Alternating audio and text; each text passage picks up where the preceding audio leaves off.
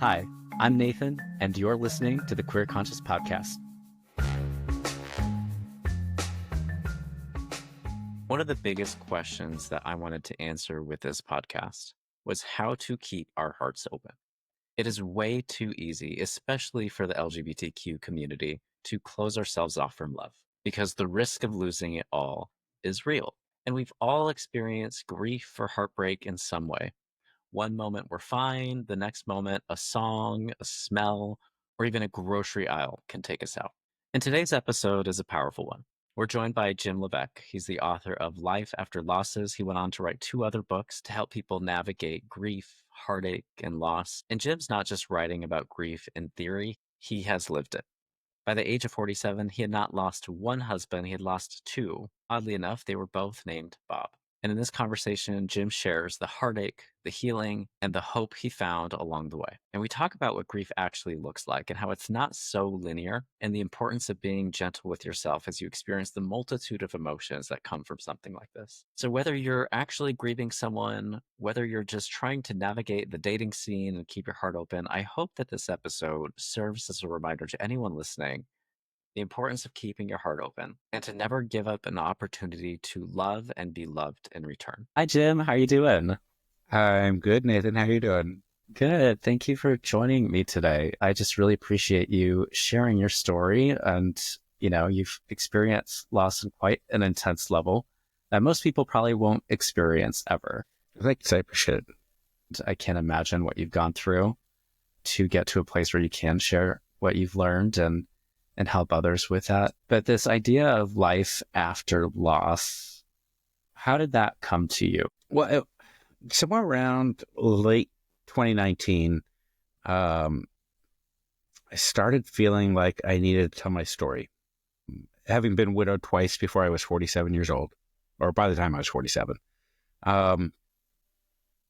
it felt like I needed to do something. I needed to tell the story because I was seeing a lot of other people suffering and going through grief. And in some of the online groups that I participate in, I kept seeing a lot of the same kind of questions, same kind of stories. And I thought I had a different perspective. And once the pandemic hit, I was like, well, I'm not going anywhere. So I have plenty of time now. I can finish this off. And so I finished writing it and sent that out. The writing was more of a cathartic practice for me, just a long form type of journaling. And in doing so, I discovered a few things about myself and about these men that I loved and these events that I had to live through. Yeah. And you mentioned in the book that journaling was a big part of your process. Was writing this book also part of that healing process for you? Well, I did a lot of journaling after the first loss. I didn't do very much after the second one. I was busy raising children and being a parent and working full time. I was going to say, you being a parent is just another extraordinary part of your journey and managing the grief along with raising 2 children. Why don't we just start with the beginning? How did you meet Bob in the first place? The first Bob. Yeah. So I was living with my sister. We had an apartment in Goleta or Santa Barbara. It was one of the two at that point. I think it was Santa Barbara. And she was dating a guy and she got pregnant and they wanted to get married. And so I'm like, well, I don't want to live with a baby. So I'm going to go look for a place where I could be myself, my authentic gay self, without judgment or anything like that. So back then we had a community center, a gay and lesbian community center, and the G was the first letter back then. So I went to the community center. There was a bulletin board for somebody looking for a roommate to share in a 3-bedroom house. And there was another roommate there. So I went to the house, immediately captivated by his eyes, but I was not looking for anything. I was simply looking for a room to rent. Sure, you were. I was, and this was like in a February or March timeframe. And I applied and I got the I got the position. I got the room to rent, right? So, and we lived together as roommates for several months. And then one day, our roommate said to him, "Do you realize you guys flirt a lot? Is there something there?" He asked me out to the backyard to have that conversation. He's like, "Is there something going on here?" And yeah, there was something going on. And then we decided that we would give a relationship a try. And you did. We did. 7 years. You just like move in with someone and then like, hey, it turns out we're interested in each other. Yeah. It was a surprise for me because, I was, what was I, 21, I think, when I moved in. So still a baby, still new. Yeah, and you weren't out of the closet yet at this point, right? When you guys first met. Well, I was socially, with my friends, but not so much, I think, with my family. No, my mom knew. Yeah, my family knew, but other people didn't. Okay. So, because what was the story about the yard sale? There was like a secret you were trying to keep or something, or what was this? Trying to keep a secret.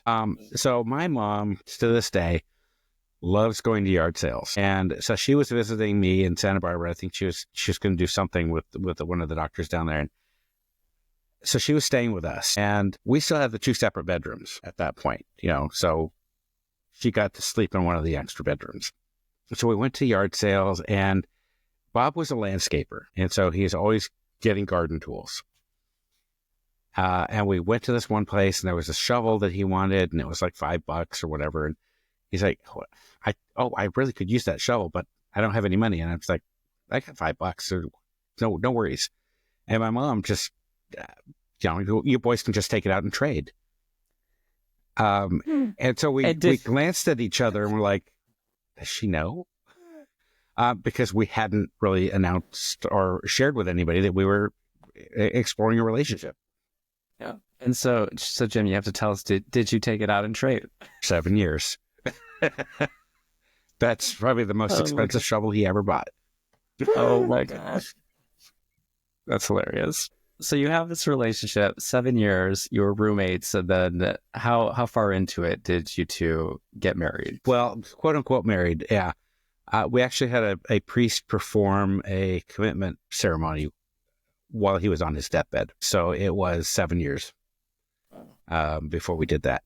And, this was the early 90s. It just didn't seem to be a thing for us to have to do a commitment ceremony or anything big. But that's where it was. So it was like a week or so before he died. I don't even remember the exact date. What can you tell us about what was happening leading up to this moment? Well, it was, it was February, I believe, February or March. His father had just passed away not too long before that. And he noticed a lump on his thigh. Didn't think anything of it, but we went and got it checked, and turns out it was a lymphoma. And so they did other blood tests, and they found out that they determined he was HIV positive and that this was really AIDS. You can imagine at that point how scared both of us were. We had always used protection together. I wasn't, entirely sure of his activities before me, but I knew that with me it was always safe. But again, we were scared for me as well. So getting that test and waiting back then, it was 2 weeks or so before you could get a result. That was a very stressful 2 weeks. Very frightening 2 weeks. And so there was a lot of conversation about what we meant to each other between that and his death. We spent a lot of time in hospitals. I slept in the bed next to him on many nights. To this day, I abhor hospitals. The staff, though, at the hospital were absolutely amazing. They made me feel as important as they made him feel. Again, back then it was kind of unheard of to have those kind of relationships on display in public. Yeah. Right. I was going to say, especially at that time and with the stigma around HIV and AIDS, well, I would imagine that you might experience some challenges, but it doesn't sound like you experienced that in the hospital, at least. Not with the majority of the healthcare providers. I will say that at the last time that we went to the hospital, and they said, "Okay, well, you're just going to have to call hospice." And well, what are you talking about? There was one doctor who said, "Well, didn't anybody tell you it's terminal?" And he gave me such an attitude like that, and it just angers me. There could have been some more compassion around that, right? Yeah. Especially when you're trying to care for your husband and watching him get progressively worse. Giving him his medication, giving him shots, helping him go to the bathroom, all that stuff. And then even when he was at home, we put a hospital bed in the downstairs in the living room, and I brought a day bed down there to sleep next to him. And when he needed to get up, go to the restroom, he'd get up and hold on to me, and we'd wobble, and I would make a comment several times, we're just going to dance over to the bathroom. So it was a jumble of activities, of things that we were doing, making sure that he was eating healthy, and that his pain was managed and his nausea was managed when they were giving him chemo and all this stuff. Yeah. And as chaotic as it was, reading jokes that he would make around the hospital, it sounded like he kept quite a positive attitude. He was the kind of person that people were just naturally drawn to. He had a smile and a twinkle in his eye that just drew people to him. He always went out of his way to make people feel comfortable. And I don't even think he was really going out of his way. I think it was just a natural part of who he was, to put other people at ease. The part that stuck out to me was when they said, "Oh, you're back again." He's like, "Well, I love the 5-star dining and the great accommodations." Yeah. Yeah. He trying to make the best out of the worst. Which is really the worst. Like, yeah, you're facing the end of life here, and this deathbed that you're down there with him. You mentioned you're having lots of intimate conversations, forgiving each other. You even got married there in that bed. What can you share with us about those intimate conversations? There were a lot of tears. And it's been almost 30 years, 29 years exactly, but and so some of the specifics at this point are gone. I do remember the feelings. I remember the tears. It's just, when you're in a relationship, you do stupid things to piss the other person off sometimes. You push buttons. Same thing with siblings, right? Never. What? It's like, yeah. Well, I don't know, whoever's in a relationship, if you understand what I'm saying. It's just, the other person will do something that just digs under your skin. You just want to dig back a little bit. It doesn't mean that you hate them or anything like that. It's just, you do stupid things. You say stupid things. Sometimes you have to verbalize the request for forgiveness. If I've ever done anything to make you feel less than, I want you to know that I'm sorry. It was never my intent to make you less than, because you are always more than. It was those kinds of conversations. I want you to find somebody and be happy again after I'm gone. Well, let me worry about that. I'll be fine. Let's worry about making sure that you're okay right now. You're comfortable, and there was a lot more focus on the other person as opposed to ourselves. And I think even if you're in a relationship, most people do tend to think about themselves frequently. And it's through that selfless, now I'm taking care of somebody. Now I'm a caregiver, and he's concerned about what I'm going to be. I heard from one of the counselors that he had seen while I wasn't there, about how concerned he was about what was going to happen to me, because he had accepted that it was going to happen. That was right around the time that they came up with the single cocktail kind of medication, but I guess it was too late. But with the cancer, the lymphoma, and the chemo knocking out his immune system even more. There really wasn't much hope, but we tried. I imagine those conversations really had an impact to just clear out any of the old resentments and stuff. Would you say that impacted your grief process to be able to have that time with them? I can only compare that to the second loss, where I didn't have that opportunity. I think both were difficult to work through. Even though we knew it was coming and we knew we could clear the air of anything, I don't know that it made it easier. I almost want to think that it made it harder. And this is something I hadn't really thought about, because we had reached that level of emotional intimacy, that losing that then may have been even made it harder for me to say goodbye. Wow. So you get to this point where you're caring for someone for months. You're having these intimate discussions. You're forgiving each other and seeing each other as more than, and being really selfless in the process. So yeah, I could see how losing him after that would almost make that even harder of a loss. I think that's something I need to maybe work through. I hadn't thought of that. Yeah. Well, which now brings me to this quote from Garth Brooks, which I was bawling like a baby. I even played the song and I was like, I have to hear this. The quote that sticks out is, "I could have missed the pain, but I'd have had to miss the dance." Right. And I'm curious what stuck out to you about this song. Oh, just gotta chill. To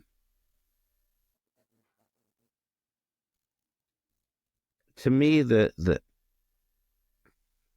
song, that lyric is about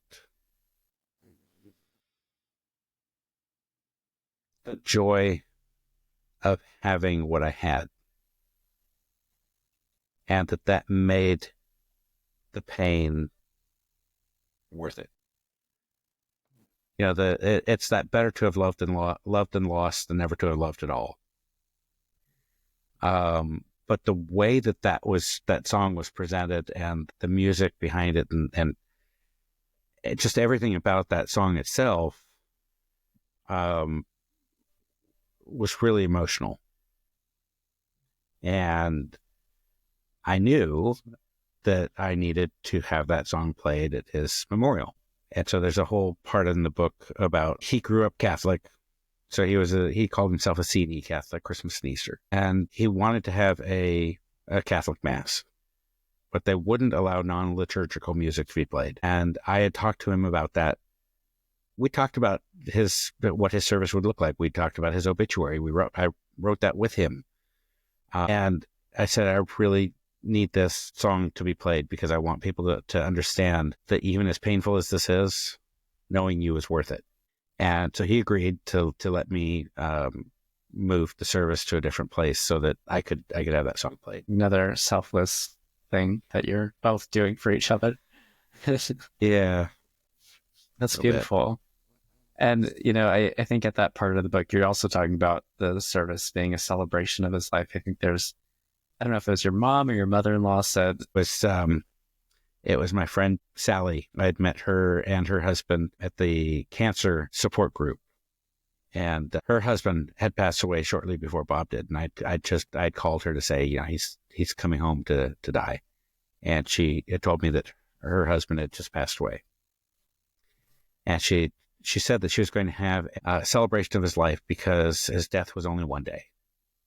And he lived a full life. 57 years. Oh, gosh. That's my age. Sorry, I just digressed there for a second.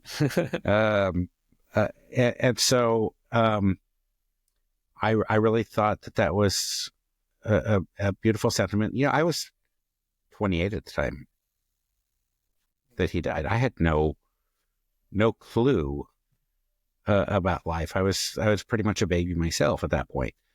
And so when she mentioned that, my thoughts were immediately, yes, we need to celebrate who you were, or who you are. That's what the plan was to celebrate the life that he had, the 35 years, not just that one day. Wow. So you celebrated his life. How long was it until you were ready to date again or even able to look at men in that way again? It was about 2 years. I had a very vivid dream, which I consider to be more of a visitation, where Bob One came to me and he didn't say the words, but I felt the emotion behind it that it was time to move on. And after that, I actually felt lighter. And that's about the time that I started thinking about possibly dating again. And so the feeling of grief was created a lightness there for you.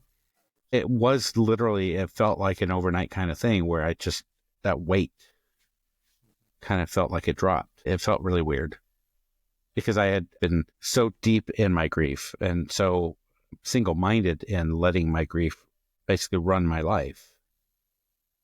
I'd go to work, I'd come home, I'd drink to excess, I would smoke to excess, I would do everything to excess, hoping that, I'd shorten my lifespan because I couldn't face doing it myself. That moment came, it really did feel like a relief that it was okay for me to grieve and carry that memory forward and move on my life. And so you did. You met Bob too. And what can you share about your story with Bob, second Bob? I did kiss a couple of frogs in between, but I'd hit a point in my life where I felt the only thing that would help would be a massive change. So I quit my job, I started consulting and moved on to another job, which required me to travel a lot. One of the places I went to was Memphis. I was supposed to be there for 6 months working on a project.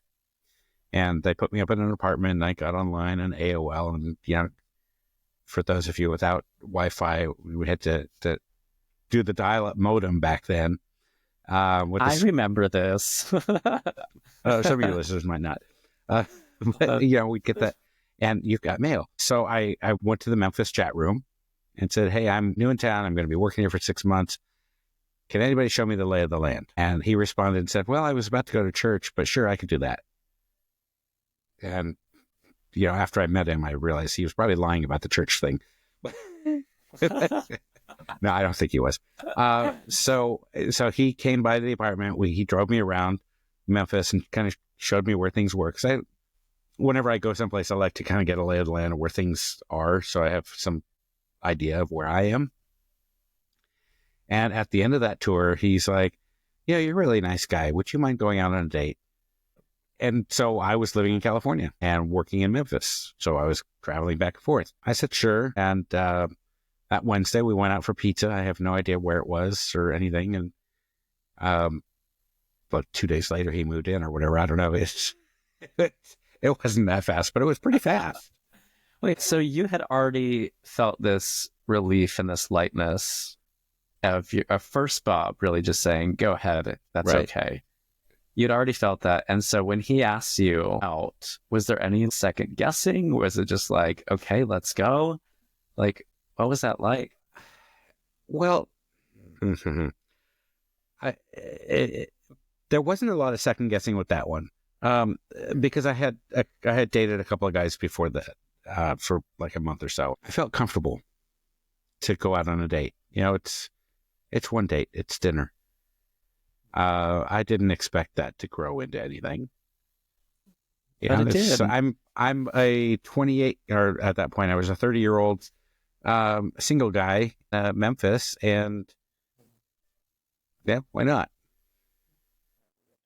And so you and second Bob ended up moving in together, getting married. Yeah. And having 2 kids. Yep, we did. Yeah. We adopted 2 children from the foster care system. When we got together, I said, I'm not changing my job. I love the travel. I love what I'm doing. So he was in California. I was traveling all the time. And at one point, he heard an ad on the radio in Ventura County, and they were looking for foster parents. And so I came home one day and after traveling, and he's like, I really think we want to do this. I really think I want to do this because I've got a lot of love to give. And you're gone all the time. We talked about it, and having children was something I always wanted. but I never thought I could have because I was gay. That's gay dad. I wasn't a daddy then. Great. Oh my goodness. So you're a daddy. Now you're a daddy. It's okay. Yeah. I'm learning to embrace my inner daddy or my outer daddy at this point. As you should. So yeah, we had to go through the background checks with two different government organizations because they couldn't share information between the two, and we got approved. And he actually became a mentor for other foster parents, and we recruited several other gay families to adopt through the system.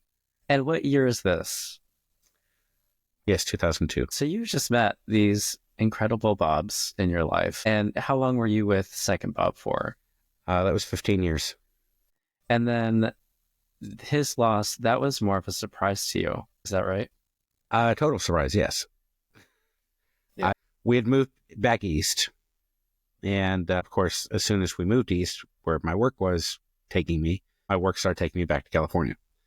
So I was going back and forth, and I got home at 1:30 in the morning to 2 a.m. or whatever on that Friday, January 24th, 2014. And he was snoring away in the bedroom. And I just said, I'm too tired for that. I'm just going to go in the spare room. And so I woke up the next morning. He's still snoring away.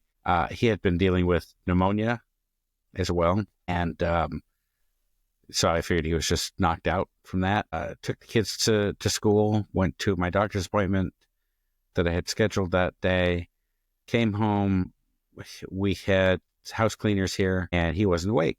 So I came in and said, where is he? They said, well, he's upstairs sleeping. We didn't want to disturb him. He's still in bed, I think is what they said. But, well, it's almost noon now. That's a little unusual. So I went upstairs, and it was very evident that he had passed away.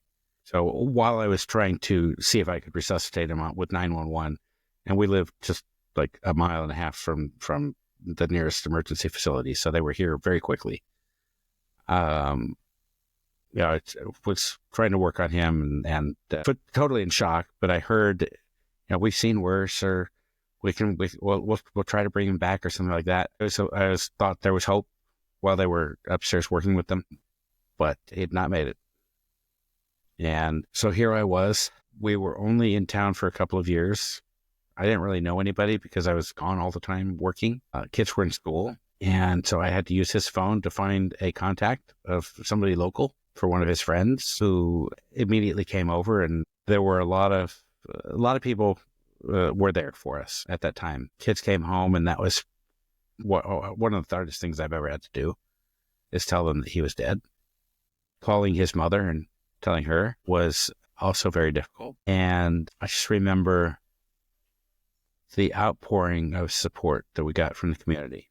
It was basically somebody left a cooler on our front porch, and every night it was filled with dinner from somebody in the community. They signed up, and they had some sign-up sheet.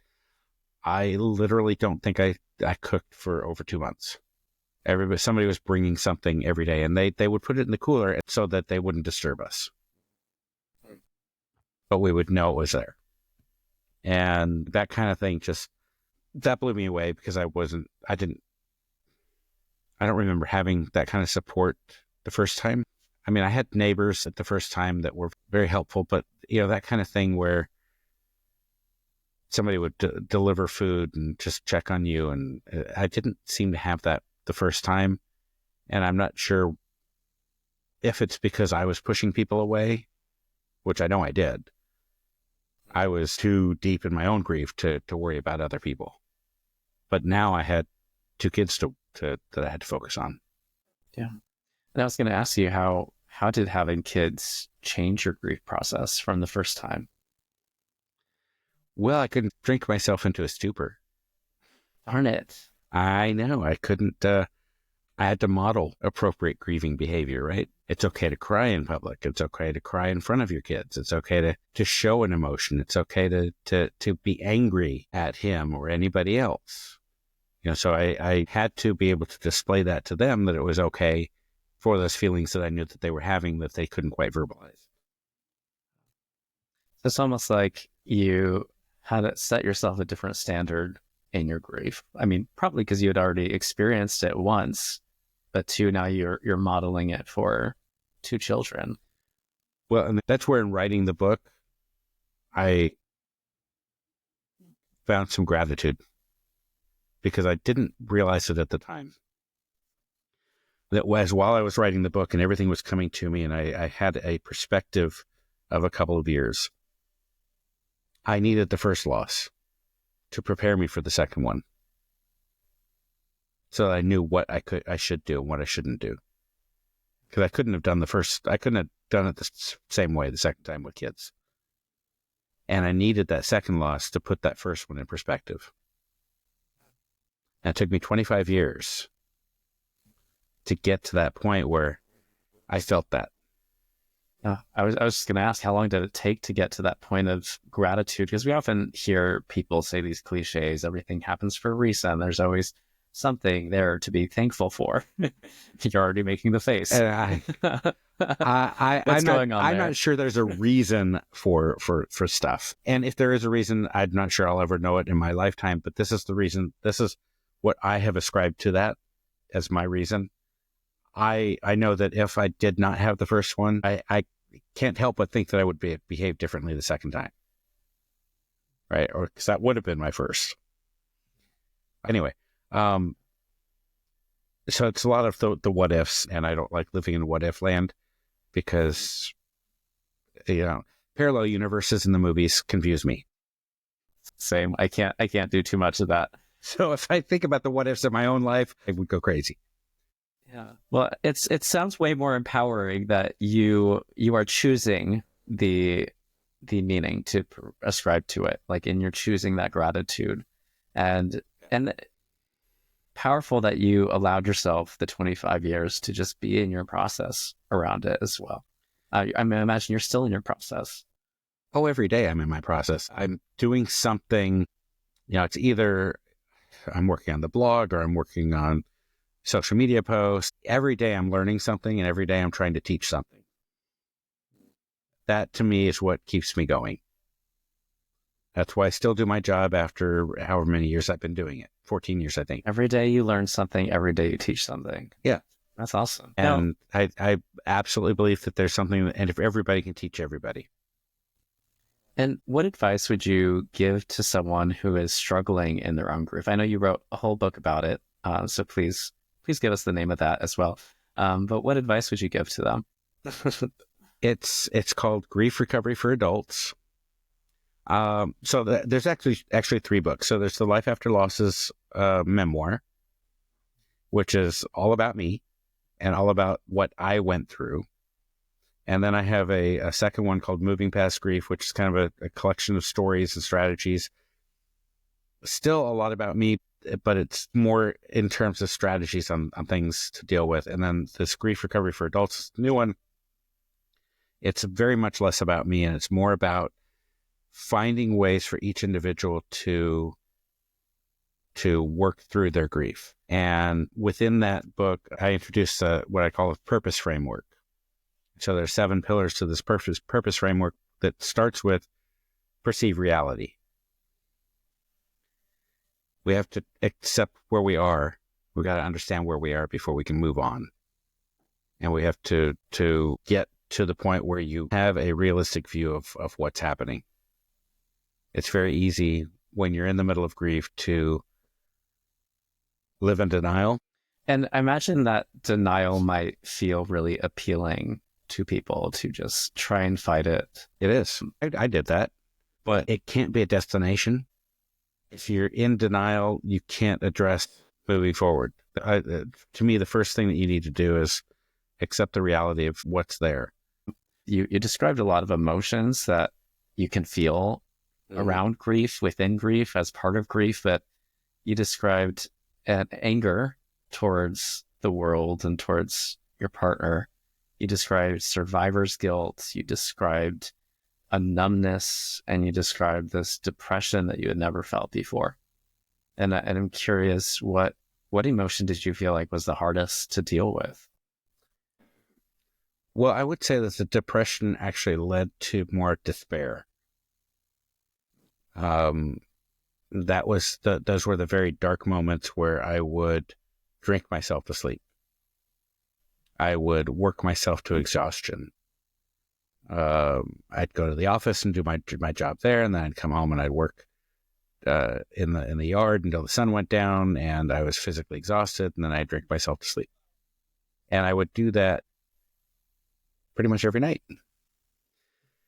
Getting out of that was probably the hardest part, because I had to be willing to not stay there. I think the whole journey of not just through grief, but through life is a series of decisions. I couldn't get out of that until I decided I was ready to get out of it. Like when I quit smoking, I couldn't quit smoking until I decided I was going to quit smoking. Yeah, Right? but it sounds like part of you wanted to be there in that despair. What was it about the despair that made you not want to get out of it? I didn't have to think. If that's all there is, that's all there is. But if I allow myself to open up to see more, then I have to be able to accept the anger. I've got to be able to accept the possibility that I might laugh. I got to accept the possibility that I'm going to walk into a grocery store and see an aisle of beer and start crying because that was the one that he used to drink. Right? And so you talking about this idea of step one is accepting reality. I imagine it's a number of little steps towards accepting that. But one is this idea of despair and depression help to not think about that reality that is probably really hard to accept. It is. For me, it was. Yeah. There's a term called widow brain, where you're really just numb to everything. It's your mind's way of trying to prevent you from going insane. But it's a constant state of that is kind of where that numbness of despair was. You know, when I'm talking about despair, I'm talking about a lack of hope. I'm not talking about gnashing teeth and ripping off my clothes, but it's just there is no hope. Everything that I had dreamed about, everything I'd wanted, everything I believed in, my faith, everything was gone. And half of my heart was gone. Half of what I thought was my soul was gone. I was no longer me. I was now something else, and I did not have any way or any skills or any knowledge of how to not be that. Even though I went to a grief group frequently, it was still not enough to really pull me out, but I think it was probably enough to keep me from offing myself. Yeah. And so you're described this journey of really accepting this new reality and how hard it is, because it's basically all your hopes, as you said, are just not there anymore. You're not you anymore. Is there any advice that you've heard that is just terrible advice to give to someone experiencing grief? I've heard a couple of phrases. One that sounds trite, and even if it is true, it's not something that people want to hear immediately. It gets better. You'll learn to cope with it over time, and in that sense, it gets better. But when you're just now dealing with a loss, saying it gets better is no help. What did you want to hear? That's a good question. What would I want to hear? Don't let other people tell you how to grieve. Yeah, you do it on your time frame, in your way. There's no right or wrong way of grieving. If somebody tells you it's been 6 months, why aren't you over it yet? I have a couple of hand gestures for them. Right? So it's that kind of stuff. Don't let somebody box you into a time frame. Well, at 6 months, you should be doing this. Not at 1 year, you should be doing that.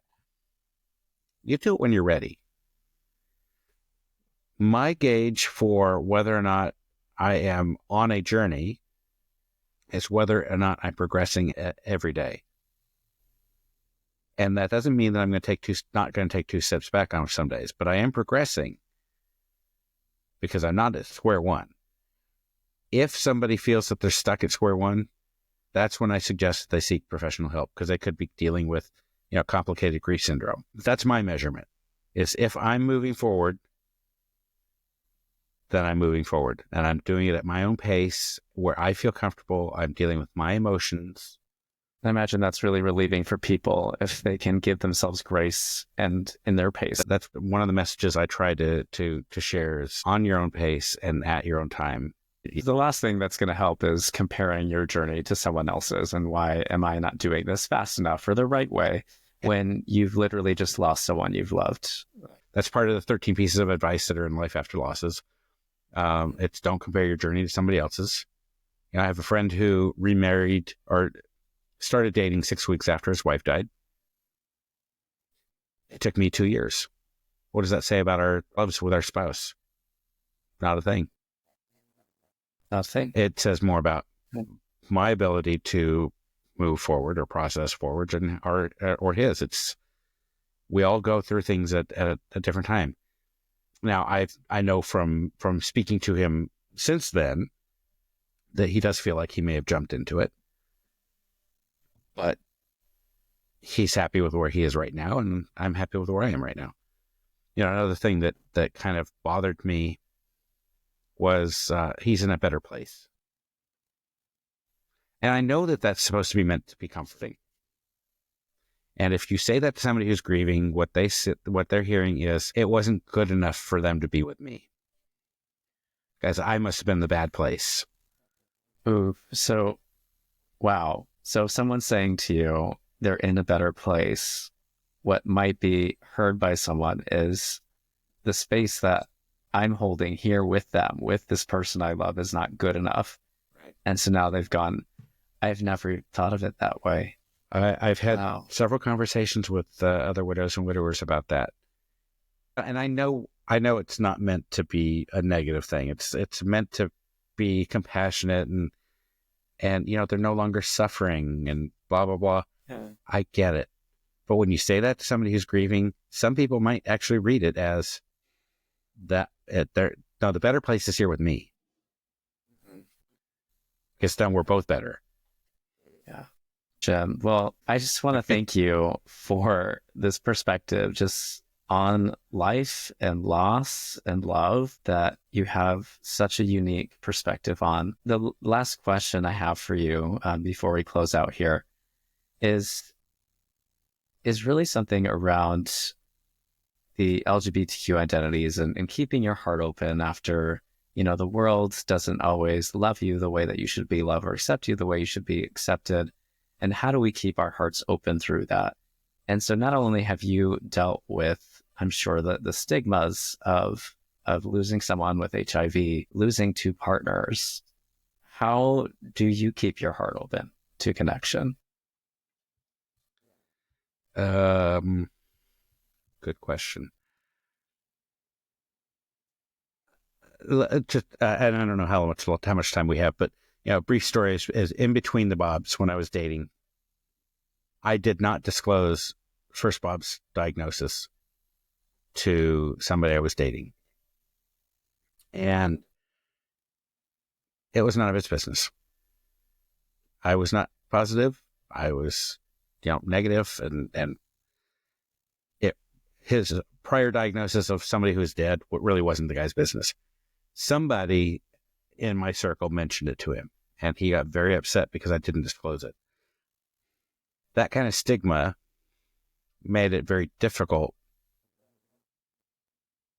to talk to anybody else. Just because my husband passed away didn't mean that I was positive. And finding the second Bob, who took me with all the baggage and held space for me and let me hold space for Bob 1. was one of the things that drew me to him and made me fall in love, is that he respected that relationship didn't end. I didn't call it off. He didn't call it off. Somebody else called it off. And that love was always going to be there, and that he could not compete and did not need to compete with that love. Yeah. So it sounds like really being with someone who is able to accept you for all of you, baggage included. Yeah, whole trunk full now. Yeah. And so I spent nearly 10 years of not willing to allow myself to have a relationship with somebody else, because I did not want a third. Right? I didn't want a three-peat. That triple crown did not do me. That doesn't do me any good in that context. But at the same time, I'm not completely shut off from the idea, so I'm willing to entertain the idea. But it would really need to be somebody like Second Bob, who recognizes all, like you said, all that baggage, that history, and allows me to be me, faults and all. Yeah, very important, I think, for any relationship. Well, so Jim, if anyone wants to stay in contact with you or look you up, how can they reach you? Probably the easiest way would be on most of the socials, at lifeafterlosses.com, or at lifeafterlosses, or lifeafterlosses.com. Okay, beautiful. Lifeafterlosses.com. And do you want to put your AOL screen name? Just kidding. What was it? I don't even remember what it was. That's 1998, man. Long time ago. A little bit. Thank you for joining. Appreciate you sharing your story, and looking forward to talking again. Absolutely. All right. Thank you. Take care. You too. Thank you for listening to the Queer Conscious Podcast, where we explore how love feeds us, heals us, and gives us life. I'm your host and queer love coach, Nathan Serrato. But remember that the conversations that we're having here today are not a replacement for working with a licensed therapist, professional coach, or mental health practitioner. These conversations are for entertainment and education purposes only. But if you are dealing with some big challenges and you're thinking about seeking some professional support, it is one of the most empowering things that you can do for yourself. You can visit queerconscious.com for more information on how to do that. Now, if you love today's episodes and you want more episodes like this, I need your help. Please leave a 5-star rating and review. That's going to help me to bring you more high-quality content and interviews. So until then, take care of yourself, and don't forget to let love in.